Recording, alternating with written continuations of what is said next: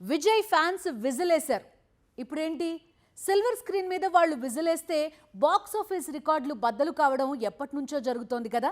కాకపోతే ఈసారి political screen మీద విజయ్ ఫ్యాన్స్ విజిలేశారు. ఆ సౌండ్కి దశాబ్దాలుగా తమిళనాట చక్రం తిప్పుతోన్న ద్రవిడ రాజకీయాల కర్ణభేరి పగిలింది.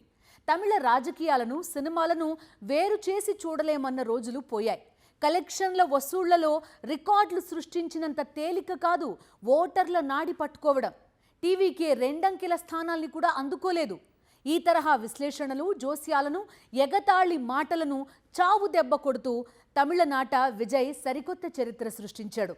10 ఏళ్లు కాదు, 20 ఏళ్లు కాదు, 30 ఏళ్లు కాదు, 60 ఏళ్లుగా తమిళనాడు రాజకీయాలను శాసిస్తోన్న 2 ద్రవిడ పార్టీలను చావు దెబ్బ కొట్టి అధికార పీఠం అధిష్ఠించబోతున్నాడు విజయ్. మా మాటలు మాత్రమే సైలెంట్గా ఉంటాయి, కానీ దెబ్బ మాత్రం అద్దిరిపోతుంది. 18 ఏళ్ల క్రితం సిల్వర్ స్క్రీన్ మీద చెప్పిన డైలాగ్ని ఇప్పుడు పొలిటికల్ స్క్రీన్ మీద నిజం చేసి చూపించాడు జోసెఫ్ విజయ్ చంద్రశేఖర్.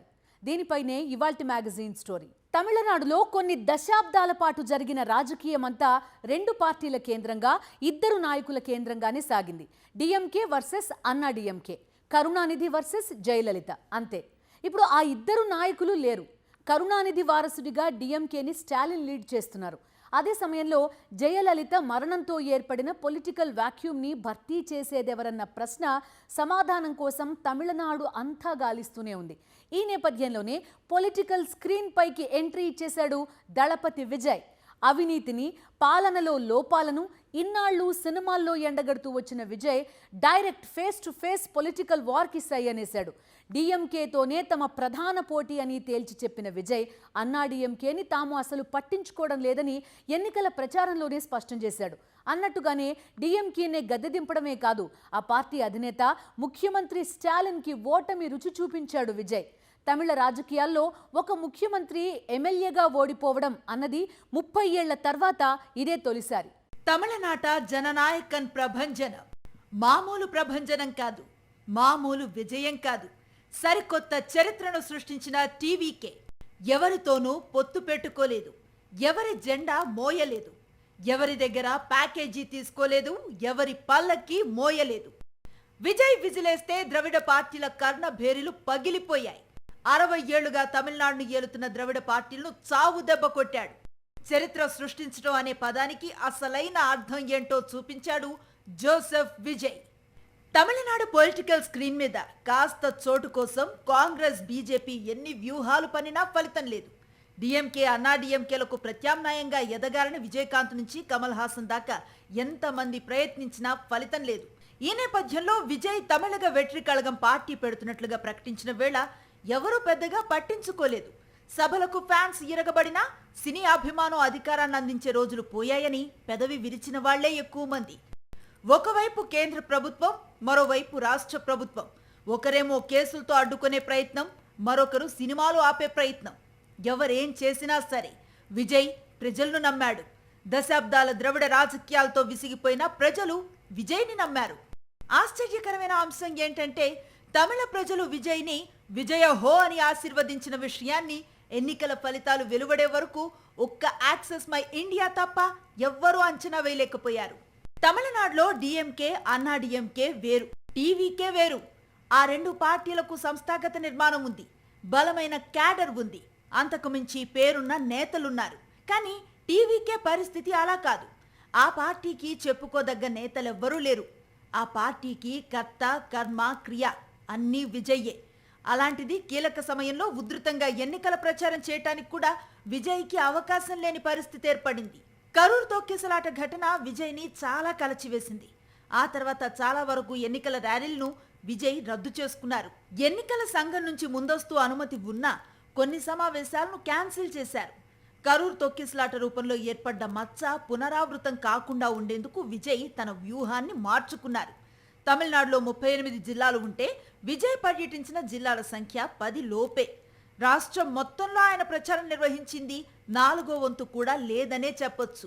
దీంతో ప్రత్యర్థులు విజయ్ని వర్క్ ఫ్రం హోమ్ నిర్వహిస్తున్నారంటూ ఎద్దేవా చేశారు.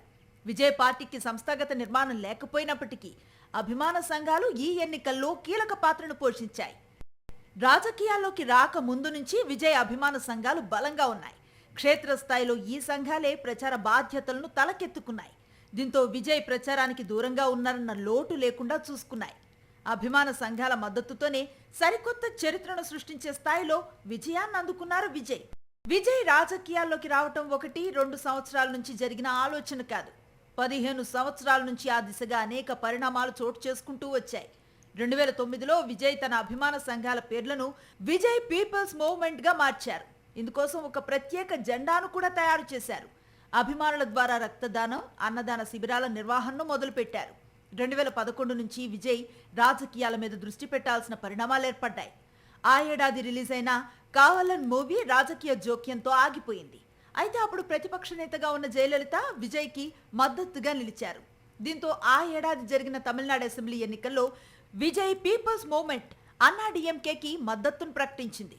విచిత్రం ఏంటంటే 2013లో విజయ్ నటించిన తలైవా చిత్రానికి కూడా రాజకీయ సెగ తగిలింది. అప్పుడు సీఎంగా ఉన్నది జయలలితే. దేశమంతా తలైవా రిలీజ్ అయినా తమిళనాడులో మాత్రం విడుదల కాలేదు. చివరకు తలైవా మూవీ ట్యాగ్ లైన్ ఏలే సమయానికే తీసేశాకే తమిళనాడులో ఆ మూవీ రిలీజ్ అయింది. అలానే కత్తి సినిమా సమయంలోనూ ఆ చిత్రాన్ని విడుదల చేయబోమని కొన్ని సంఘాలు బెదిరించాయి.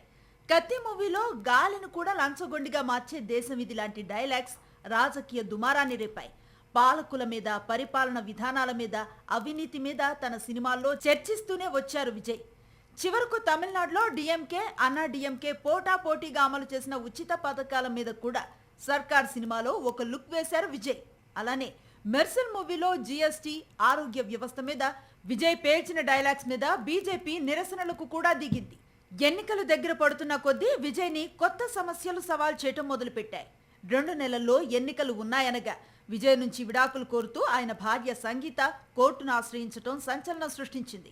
ఆ సమయంలో ఆమె చేసిన ఆరోపణలు ఎన్నికల వేళ ప్రత్యర్థులకు అస్త్రంగా మారాయి. అలానే ఆయన చివరి సినిమా జననాయగన్ విడుదలకు సెన్సార్ బోర్డు బ్రేక్ వేయటం కూడా రాజకీయ వివాదానికి దారితీసింది. అయితే వివాదాలపై విజయ్ ఆవేశంతో స్పందించలేదు. ప్రత్యర్థుల విమర్శలకు బదులు చెప్పటం కన్నా తన సిద్ధాంతాలను ప్రజల్లోకి తీసుకువెళ్లటమే లక్ష్యంగా అడుగులు వేశారు. తన చుట్టూ ముసురుకున్న వివాదాలపై విజయ్ స్పందించిన తీరు కూడా ఓటర్లను ఆకట్టుకుంది. అలానే హామీల విషయంలోనూ విజయ్ వ్యూహాత్మకంగా వ్యవహరించారు. డీజిల్ పై సబ్సిడీ, బీమా, మత్స్యకారులకు రిలీఫ్ ఫండ్, యువత కోసం 25 లక్షల వరకు విద్యా రుణాలు, మహిళలకు 2500 ఆర్థిక సాయం, ఏడాదికి 6 ఉచిత సిలిండర్లు, అమ్మాయికి పెళ్లి కానుకగా 8 గ్రాముల బంగారం లాంటి హామీలు బాగా వర్కౌట్ అయ్యాయి. మా మాటలు మాత్రమే సైలెంట్గా ఉంటాయి, కానీ దెబ్బ మాత్రం అద్దిరిపోతుంది అని సిల్వర్ స్క్రీన్ మీద దాదాపు 2 దశాబ్దాల క్రితం చెప్పిన డైలాగ్ని ఇప్పుడు పొలిటికల్ స్క్రీన్ మీద కూడా అద్దిరిపోయే రేంజ్ లో చెప్పాడు విజయ్. 2 ప్రాంతీయ పార్టీల మధ్య సుదీర్ఘ కాలం నుంచి సాగుతోన్న రాజకీయ సమరంలో కాంగ్రెస్ పార్టీ అడ్రస్ లేకుండా పోయింది. పట్టు సాధించాలని బీజేపీ ఎన్ని ప్రయత్నాలు చేస్తున్నా ఫలితం కనిపించడం లేదు.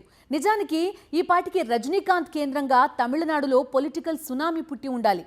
కానీ లాస్ట్ మినిట్లో రజనీ చేతులెత్తేశారు. కమల్ హాసన్ పార్టీ పెట్టినా ప్రజలను మెప్పించలేకపోతున్నారు. కెప్టెన్ విజయకాంత్ మాత్రం కొంత ప్రయత్నం చేసినా ఆ తర్వాత అదే ఊపిని కొనసాగించలేకపోయారు. ఇలా చెప్పుకుంటూ పోతే ఎంజీఆర్, కరుణానిధి, జయలలిత తర్వాత పొలిటికల్ స్క్రీన్ మీద మ్యాజిక్ చేసిన వాళ్ళు లేరు. ఆ తర్వాత సైలెంట్గా సీన్లోకి వచ్చిన విజయ్ మొత్తం సీన్ మార్చేశారు. విజయ్కి ముందు విజయకాంత్, కమల్ హాసన్ రాజకీయ పార్టీలు పెట్టారు, కానీ అధికారాన్ని అందుకోలేకపోయారు. ఇక సూపర్ స్టార్ రజనీకాంత్ గురించి చెప్పక్కర్లేదు. దశాబ్దాలుగా రజనీకాంత్ పొలిటికల్ ఎంట్రీ కోసం ఫ్యాన్స్ ఎదురు చూస్తూనే ఉన్నారు. ఇదిగో వచ్చేస్తున్నాను, అదిగో వచ్చేస్తున్నాను అంటూ ఫ్యాన్స్ ని ఊరించిన రజనీకాంత్ చివర్లో పొలిటికల్ ఎంట్రీ ఆలోచనను విరమించుకున్నారు. అయితే రజనీకాంత్కి రాజకీయాల మీద ఆసక్తి లేదని చెప్పడానికి వీల్లేదు. ఫ్యాన్స్ నుంచి ఒత్తిడి పెరుగుతున్న ప్రతిసారి తన సినిమాలో పొలిటికల్ ఎంట్రీ డైలాగ్స్ పెట్టి వారిని కూల్ చేసేవారు. రజనీకాంత్, జయలలితకు మధ్య కొంచెం గ్యాప్ ఉండేది. దీనికి అనేక కారణాలున్నాయని రాజకీయ పరిశీలకులు చెప్తూ ఉంటారు. ఆ క్రమంలోనే తన సినిమాల్లో పొలిటికల్ సెటైర్స్ వేయటానికి కూడా రజనీకాంత్ వెనుకాడేవారు కాదు. మొత్తం మూవీలో రజనీకాంత్, మీనా మధ్య ఒక డ్రామా సీన్ ఉంటుంది. ఇందులో మీనాను ఉద్దేశించి రజనీకాంత్ చెప్పిన డైలాగ్స్ జయలలితను ఉద్దేశించినవే అని చాన్నాళ్లు ఆయన ఫ్యాన్స్ చెప్పుకున్నారు. రజనీకాంత్ రాజకీయాల్లోకి రావటం ఖాయం అన్నదాకా విషయాన్ని తీసుకురావటం, ఆ తర్వాత సైలెంట్ అయిపోవటం, ఇలా చాలా ఎపిసోడ్స్ నడిచాయి. అదే సమయంలో తమిళీయుడు కాని రజనీకాంత్కి తమను పాలించడానికి అర్హత లేదన్న వాదన కూడా కొన్ని సంఘాల నుంచి వచ్చేది. నిజానికి జయలలిత, కరుణానిధి, వైగో వీళ్ళెవ్వరూ తమిళనాడులో జన్మించలేదు. కానీ రజనీకాంత్ దగ్గరకు వచ్చేసరికి తమిళీయుడు కాని రజనీకాంత్ ఇక్కడ పార్టీ పెట్టడానికి వీల్లేదన్న నిరసన సెగలు మొదలయ్యాయి. కారణం ఏదైనా చివరి నిమిషంలో పార్టీ పెట్టే ఆలోచనను రజనీకాంత్ విరమించుకున్నారు. జయలలిత మరణం తర్వాత రజనీకాంత్కి కాషాయ కండువ వేయాలని, దీంతో తమిళనాడులో తిరుగులేని శక్తిగా ఎదగచ్చని బీజేపీ చాలా ప్రయత్నాలు చేసింది. అమిత్ షా, మోదీ లాంటి నాయకులు కూడా రజనీకాంత్ని కలిసినా రాజకీయాల వైపు ఆయన ఆసక్తిని చూపలేదు. భారతదేశం గర్వించదగ్గ అతి కొద్ది మంది నటుల్లో ఒకరు కమల్ హాసన్. ఎలాంటి పాత్రలైనా అద్భుతంగా ఒదిగిపోయే కమల్ హాసన్ రాజకీయ పాత్రలో మాత్రం ఒదగలేకపోతున్నారు, సక్సెస్ కొట్టలేకపోతున్నారు. 2018లో మక్కల్ నిధి మయ్యం పార్టీ స్థాపించారు కమల్ హాసన్. పార్టీ పెట్టిన తొలి రోజుల్లో కేవలం తమిళనాడు మీద దృష్టి పెట్టకుండా సౌత్ ఇండియాలో పార్టీలను కలుపుకొని జాతీయ స్థాయిలో రాజకీయాలను శాసించడం మీద కూడా దృష్టి పెట్టారు. సౌత్ ఇండియాలో 5 రాష్ట్రాలు, ఒక కేంద్రపాలిత ప్రాంతానికి గుర్తుగా పార్టీ జెండాలో 6 ఇంటర్లాక్డ్ హ్యాండ్ సింబల్ ని పెట్టారు. ఆ క్రమంలోనే సౌత్ ఇండియా భారీగా పనులు కడుతూ ఉంటే కేంద్ర ప్రభుత్వం మాత్రం నార్త్ ఇండియాకి నిధులు ఎక్కువ కేటాయిస్తుందన్న చర్చ దక్షిణ భారతదేశంలో మళ్లీ ఊపందుకుంది. 2019 లోక్సభ ఎన్నికల్లో, 2021 తమిళనాడు అసెంబ్లీ ఎన్నికల్లో ఒక సీట్ను కూడా కమల్ హాసన్ పార్టీ గెలుచుకోలేదు. 2024 లోక్సభ ఎన్నికల్లో తమతో పొత్తు పెట్టుకున్న కారణంగా కమల్ హాసన్ ని డిఎంకే రాజ్యసభకు పంపింది. மாநிலங்கள் அவையின் கமல் ஹாசன் எனும் நான்.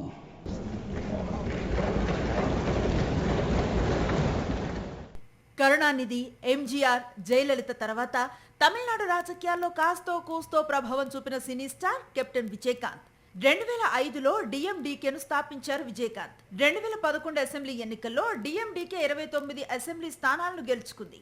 డిఎంకే ఆ ఎన్నికల్లో కేవలం 23 స్థానాలకు పరిమితం కావడంతో విజయకాంత్ ప్రతిపక్ష నేత అయ్యారు. ఆ తర్వాతి కాలంలో అదే ఊపుని విజయకాంత్ కొనసాగించలేకపోయారు.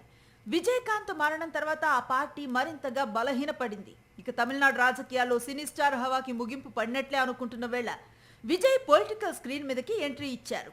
రజనీకాంత్, కమల్ హాసన్ విజయకాంత్లా విఫలమవుతారా, లేక ఎంజీఆర్, కరుణానిధి సరసన నిలుస్తారా అని ఏడాదిన్నరగా సాగుతున్న డిస్కషన్ కి అద్దిరిపోయే రేంజ్ లో సమాధానం చెప్పారు విజయ్. డిఎంకే, అన్నా డిఎంకే అధికారం ఈ రెండు పార్టీలకు కొత్తేం కాదు. అలానే ఘోర పరాజయాలు కూడా కొత్తేం కాదు. కాకపోతే గత 59 ఏళ్లుగా ఈ రెండు పార్టీలు ఒకేసారి ప్రతిపక్షంలో కూర్చోవడం అన్నది జరగలేదు. 6 దశాబ్దాలుగా తమిళ రాజకీయ రణరంగంలో నువ్వా నేనా అన్నట్టుగా తలపడుతోన్న రెండు పార్టీలను ఒకేసారి ప్రతిపక్షంలో కూర్చోపెట్టేశాడు విజయ్. నిజానికి అటు డిఎంకే, ఇటు అన్నా డిఎంకే విజయ్ని పెద్దగా పట్టించుకోలేదు.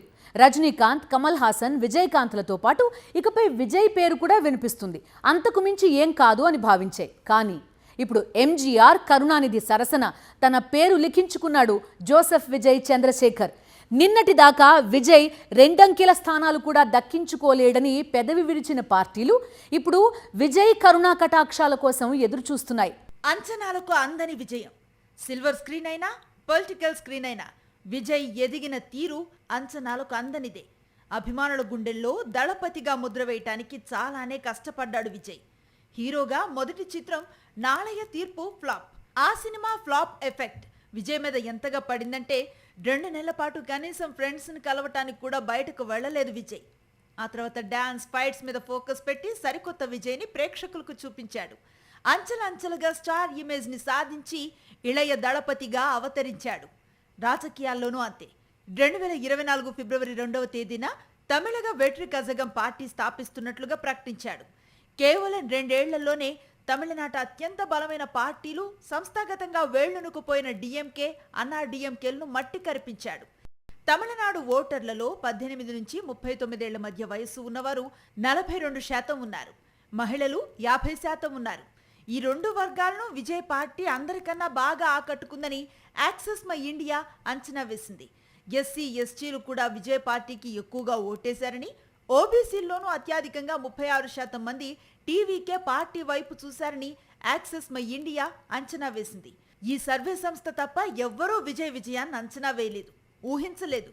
లియో ఆడియో ఫంక్షన్లో మీ కాలికి చెప్పులా ఉండటానికి కూడా వెనకాడను, ఇప్పుడేం జరిగినా పట్టించుకోకుండా ఓపిగ్గా ఉండండి, విజయాన్ని అందుకోవచ్చని అభిమానులను ఉద్దేశించి ప్రసంగించాడు విజయ్.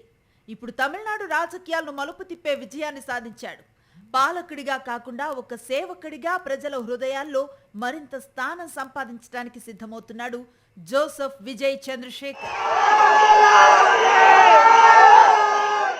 ఇది ఇవాల్టి మ్యాగజైన్ స్టోరీ. మరో ఇంట్రెస్టింగ్ టాపిక్ తో మళ్ళీ కలుద్దాం. Stay tuned.